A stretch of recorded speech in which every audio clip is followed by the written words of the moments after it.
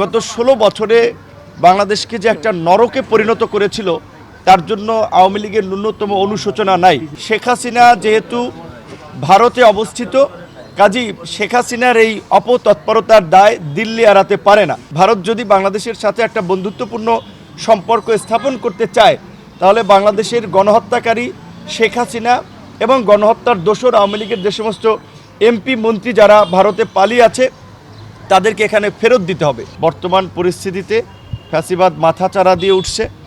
আওয়ামী লীগের নতুন করে অপতৎপরতা শুরু হয়েছে। এই জুলাই আগস্টে একটা শান্তিপূর্ণ ছাত্র আন্দোলনে এত মানুষকে হত্যা করলো, এত মানুষকে আহত করলো, এত মানুষের ঘর বাড়ি জ্বালিয়ে দিল এবং গত 16 বছরে বাংলাদেশকে যে একটা নরকে পরিণত করেছিল তার জন্য আওয়ামী লীগের ন্যূনতম অনুশোচনা নাই।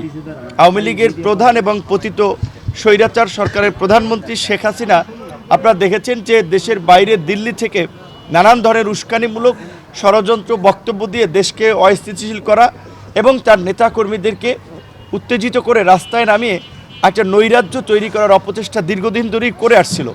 শেখ হাসিনা যেহেতু ভারতে অবস্থিত, কাজী শেখ হাসিনার এই অপতৎপরতার দায় দিল্লি এড়াতে পারে না। সেই জায়গা থেকে আমরা বারবার ঢাকার ভারতের দূতাবাস তাদেরকেও সরকারের পক্ষ থেকেও তাদেরকে ডেকে তলব করে জানিয়ে দেওয়া হয়েছিল শেখ হাসিনার এই অপতৎপরতা বন্ধে যেন ভারত পদক্ষেপ নেয়। আমরা আমাদের চ্যানেলেও আমরা বারবার এটা বলেছি, ভারত যদি বাংলাদেশের সাথে একটা বন্ধুত্বপূর্ণ সম্পর্ক স্থাপন করতে চায়, তাহলে বাংলাদেশের গণহত্যাকারী শেখ হাসিনা এবং গণহত্যার দোসর আওয়ামী লীগের যে সমস্ত এমপি মন্ত্রী যারা ভারতে পালিয়ে আছে তাদেরকে এখানে ফেরত দিতে হবে। রাজনৈতিক দলসমূহের মধ্যে যে একটি জাতীয় ঐক্য তৈরি হয়েছিল সেটি নানা কারণে কিছুটা বিভক্তি এবং বিভাজনের দেখা দিচ্ছে, এটা সত্য। বিশেষ করে এই গণ অভ্যুত্থান আপনারা জানেন যে রাতারাতি হয় নাই। এর জন্য বিরোধী দলসমূহ গত 16টি বছর ধরে সংগ্রাম করেছে। হয়তো জুলাই ছাত্র আন্দোলনকে কেন্দ্র করে সকলের সম্মিলিত প্রচেষ্টায় একটা সফল গণ অভ্যুত্থান হয়েছে। এই আন্দোলনের কারণে আমাদের ছাত্র তরুণদের প্রতি মানুষের একটা অন্যরকমের আশা, ভরসা, প্রত্যাশা হয়েছে। সেই আন্দোলনের নেতা হিসেবে এখানে আপনার অনেকেই আছেন যে যারা বেশ খুবই পরিচিত, তাদের একটা কথা মানুষ খুবই গুরুত্ব দিচ্ছে। সেই জায়গা থেকে আমরা গত কয়েকদিন ধরে বিশেষ করে নতুন যে রাজনৈতিক দল, নাগরিক পার্টির সংশ্লিষ্ট ছাত্র নেতাদের যে কিছু বক্তব্য আমরা শুনলাম, যেটা দেশের মধ্যে একটা চরম উদ্বেগ উৎকণ্ঠার তৈরি করেছে। একেবারে সাধারণ মানুষ থেকে প্রশাসন সর্বত্র একটা আমি অস্থিরতা লক্ষ্য করেছি গত কয়েকদিন ধরে। কারণ তারা আন্দোলনের পরিচিত মুখ, তাদের নেতৃত্বে তাদের ডাকে সকল মানুষ সাড়া দিয়েছিল, সমর্থন করেছিল। তো এই ছাত্ররা যখন একজন পরিচিত ছাত্রনেতা যখন বলছে তার সাথে সেনা প্রধান কিংবা সেনাবাহিনীর এই ধরনের কথা হয়েছে, তারা আওয়ামী লীগকে পুনর্বাসন করতে চায় রিফাইন্ড আওয়ামী লীগ নামে, এটা কিন্তু জাতির মধ্যে একটা উদ্বেগ তৈরি করে। কিন্তু প্রকৃত অর্থে আমরা যেটা সেনা সদরের বিবৃতিতে জানতে পারছি, ছাত্র নেতারাই আগ্রহ নিয়ে কিন্তু সেনা প্রধানের কাছে মিটিং করতে গিয়েছিলেন। সেনা প্রধান তাদেরকে ডাকে নাই, কারণ সেনা প্রধান প্রোটোকলে এই ছাত্র নেতাদের ডাকার কথা না। এবং এই গণ অভ্যুত্থানে সেনাবাহিনীর অত্যন্ত একটা পজিটিভ এবং সাহসী ভূমিকা ছিল যে গণ অভ্যুত্থানের শেষ দিকে 90-এ যেমন জেনারেল নুরুদ্দিন সাহেব স্বৈরশাসক এরশাদকে বলেছিল যে মিস্টার প্রেসিডেন্ট, আমরা জনগণের বুকের উপর পাড়া দিয়ে জনগণের উপরে গুলি চালিয়ে আমরা আপনাকে ক্ষমতা রাখতে পারবো না। এই সেনাপ্রধান ওয়াকারুজ্জামানও কিন্তু তার আত্মীয় হোক, তারপরেও কিন্তু শেখ হাসিনাকে পরিষ্কার তার আগের দিন আমরা যতদূর জানি 4 আগস্টই জানিয়ে দিয়েছিলেন আপনাকে ক্ষমতা ছাড়তে হবে।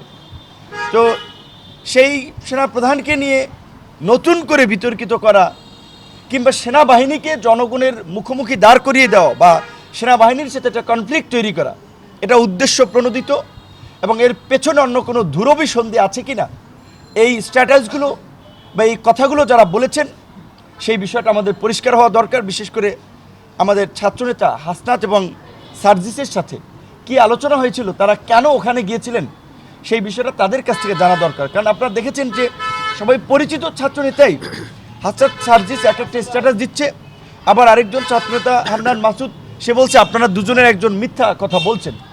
তাহলে হয়তো তাদের দুজনের একজন সেনাবাহিনীকে নিয়ে মিথ্যা কথা বলছে, নাহলে তারা যেটা বলছেন সেটা সত্য। তো এই ঘটনাটা আমি অনুরোধ করব, এই সময়ের এই ছাত্র নেতৃবৃন্দ তারা যেহেতু একটা দলও করেছেন, তারা তো রাজনীতি করবেন, জাতিকে নেতৃত্ব দিতে চান, কাজেই দায়িত্বশীল জায়গা থেকে এই নাগরিক পার্টি যেন এই ঘটনাটা তদন্ত করে এই ঘটনাটার প্রকৃত রহস্য যেন জাতির সামনে উন্মোচন করে। তো গত 7 মাসের আমাদের যে পর্যবেক্ষণ, তাতে এই সরকার সে প্রত্যাশিত মাত্রায় আসলে দেশকে এগিয়ে নিয়ে যেতে পারছে না, নানান ধরনের সংকটের সম্মুখীন হচ্ছে। অনেকেই বলেছে এই হাসনাত সার্জিস কিংবা এই নাগরিক পার্টির সংশ্লিষ্ট এই ছাত্রদের এই সাম্প্রতিক মন্তব্য আরেকটা 111-এর প্রেক্ষাপট তৈরির একটা মানে নামান্তর, অনেকেই এটা বলছে। কারণ হচ্ছে এরা বয়সে আপনার 23-24 বছর যাই হোক, ছাত্র হোক, তাদের কথার কিন্তু একটা গুরুত্ব আছে, তাদের কথা মানুষ শোনে। বিকজ এখন তারা ওই ফেসবুক, টুইটার, ইউটিউব, সোশ্যাল মিডিয়ার মতো ট্রেন্ডে আছে, ক্লিক করলেই তাদের নিউজ দেখা যায়, তাদের কথা মানুষ শোনে। তো যেখানে আমরা বলছি যে এখন এই মুহূর্তে আমাদের রাষ্ট্র সংস্কার এবং একটা অবাধ, সুষ্ঠু, নিরপেক্ষ নির্বাচন তথা বাংলাদেশকে এগিয়ে নেওয়ার জন্য আমাদের একটা জাতীয় ঐক্য এবং সংহতির প্রয়োজন, সেখানে আপনি যদি সেনাবাহিনীকে এক্সক্লুড করতে চান, অতি কথন কিছু বুদ্ধিজীবী, তথাকথিত বুদ্ধিজীবী, তাদেরও আমরা দেখতে পাচ্ছি, তারা কেউ কেউ বলছেন ছাত্র জনতা সৈনিকদের অভ্যুত্থান মানে অফিসারদের ভূমিকা নেয়, অফিসারদেরকে এক্সক্লুড করতেছে। মানে 75-এ যেমনিভাবে আমরা দেখেছি সামরিক বাহিনীর মধ্যে একটা অস্থিরতা তৈরি করা, এখনও সামরিক বাহিনীকে টার্গেট করে একটা অঘটন ঘটানোটা পায়তারা চলছে। এই বিষয়ে দেশবাসী সহ রাজনৈতিক মহল সকলকে আমি সচেতন হওয়ার আহ্বান জানাবো এবং মাননীয় প্রধান উপদেষ্টার প্রতি আমি আহ্বান জানাবো যে যদি সম্ভব হয় ঈদের আগেই আপনি এই চলমান পরিস্থিতিতে একটা জাতীয় সংলাপ ডাকেন।